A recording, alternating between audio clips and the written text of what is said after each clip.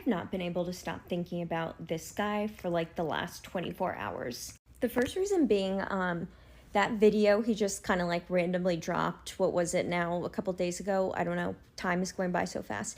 A couple days ago when, you know, he put on his little like new fuckboy uniform of like this like baggy black t-shirt and the chain and the $900,000 watch. And he proceeds to gaslight like a dude you've been in a situationship with, saying like, oh my gosh, I've just like learned from everything, and like Meta's gonna be like so chill now, and like you can totally trust me, like I've learned, I'm not like gonna censor anything. And my first thought was, only a man would be that delusionally confident to post that.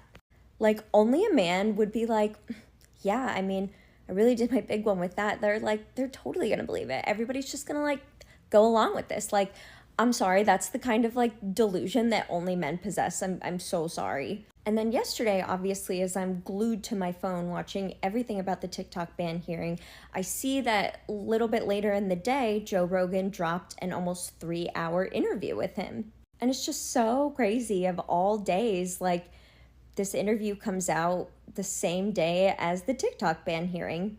I was folding some laundry and I decided to put it on because I like listening to podcasts in the background and I'm curious, like, I want to hear what you have to say. Now, I got about 20 minutes in and I had to turn it off because he said something that really kind of just set me off to turn it off, which I won't get into. But what I did find really interesting is both him and Joe Rogan talked about a lot of other social platforms, like quite literally every other social media platform you could mention, but they never once even said the word TikTok, which is obviously on purpose. Again, I didn't watch the whole thing, so maybe they ended up mentioning it later, but something tells me that they don't. So I keep folding laundry and the movie The Social Network pops up in my head, obviously, because, you know, it's about him.